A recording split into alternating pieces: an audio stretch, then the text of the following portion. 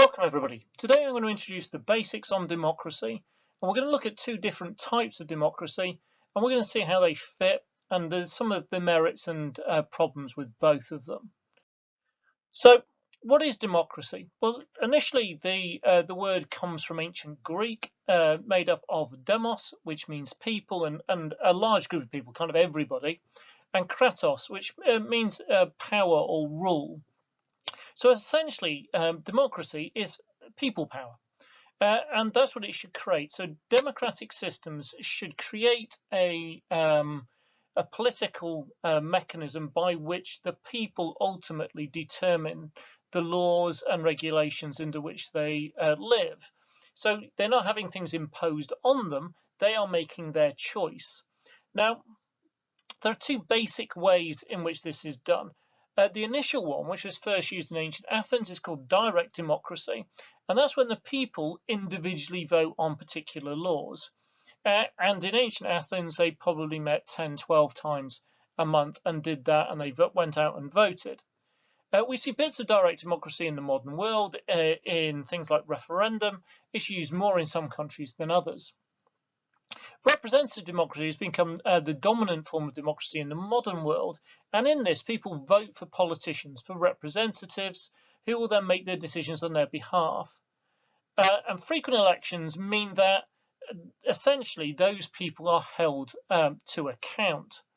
Now, we're going to look at both of those two different forms in a little bit of detail. So direct democracy, the earliest form, as already mentioned, started off in ancient Athens. And essentially the people of Athens, by which they meant adult free men, so and they had to be citizens of Athens as well. So if you were a free-born male citizen of Athens, you got to take part in direct democracy. You'd go gather on a hill, listen to some speeches. You could make a speech yourself. Anybody who was eligible to vote was eligible also to speak. So an issue would be debated, and then everyone eligible to vote could then vote there and then on that day, and the motion would either be carried or defeated, and they would make a decision on what they were going to do. And this could be about war or finance or all kind of range of different things.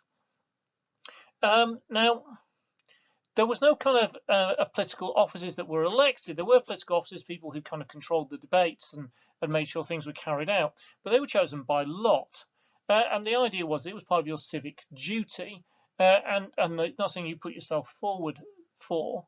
Now, it seems like a great system, and you start to think, well, actually, in the modern day, with the advent of modern technology, things like internet, and we all know we can do online polls, online voting on a variety of things, telephone voting on a whole range of different things. So could we bring this into politics and have essentially people voting on their mobile phone once a month on different issues? So there is a possibility with modern technology it could come back.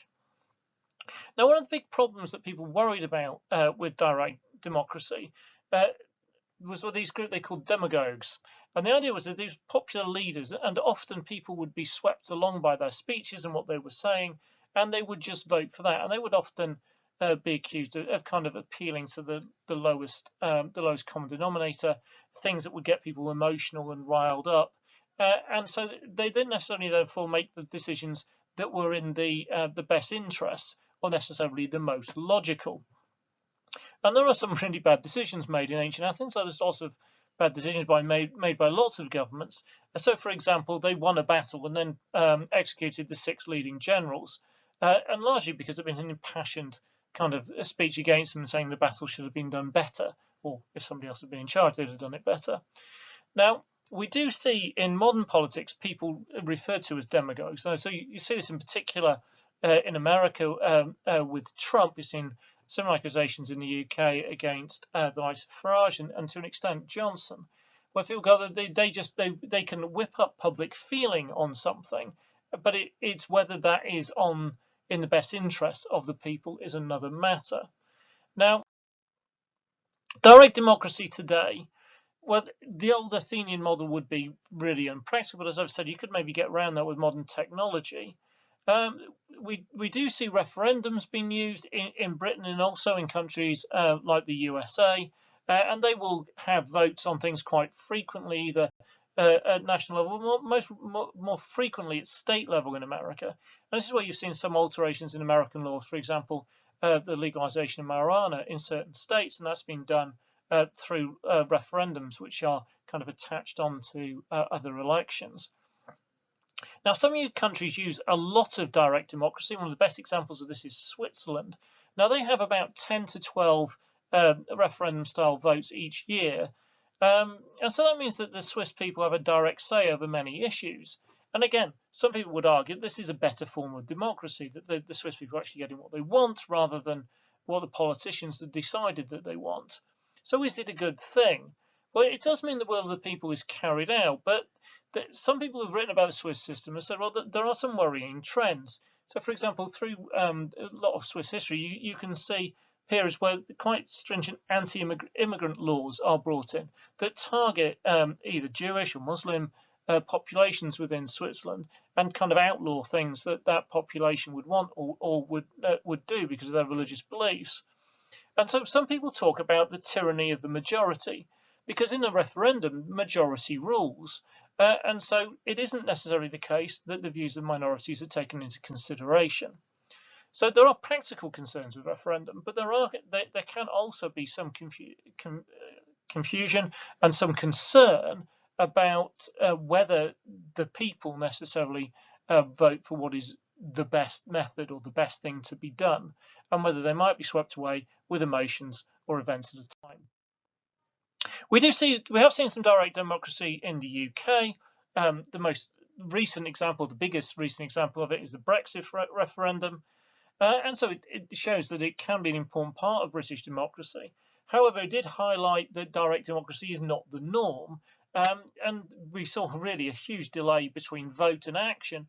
And partly that was because we get a clash because none of the major parties actually, as a single body, campaigned in favour of leave. And therefore we saw a mismatch between the beliefs of the representatives and the beliefs of the population. And this causes a real problem in the UK. Referendums are not the norm. They are not legally binding. And so ultimately it is Parliament, that is representative democracy, that makes the decision. So in the UK, as having a referendum and a vote being taken is not simply going to mean that is going to happen. So what is representative democracy that we have in the UK? Well, it's much easier to carry out because what you have is representatives being elected, and in the UK we do this on a constituency by constituency basis, and that then builds up to a national picture. So essentially this means that people don't have to worry about every particular issue and go out and vote really frequently, which might lead to great voter fatigue. They only have to vote every 5 years or so.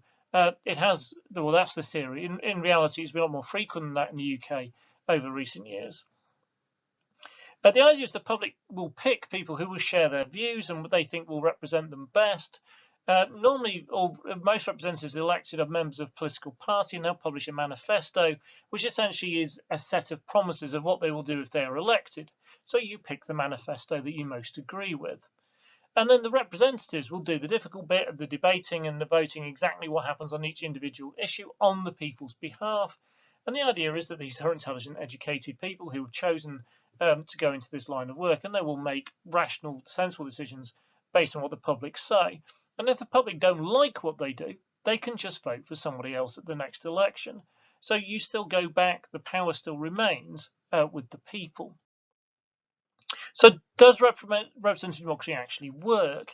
Well, in the UK, we have our constituency representatives. That means they should be chosen by the local people, so they should reflect the views of that local population. The candidate who gets the most votes wins, so more people want them to represent them than anybody else. But often they get less than 50% of the vote. Therefore, it is likely that more people disagree with them than agree with them. Similar things can actually happen at a national level. So our current government has a really strong majority. It's got a majority of 80 seats. However, it picked up a little more than 40% of the vote. So often you'll find the case, you'll talk to people around you and go, well, the government seems a lot less popular than it would seem to be suggested by the numbers in the House of Commons. Well, that's because of the way our electoral systems work.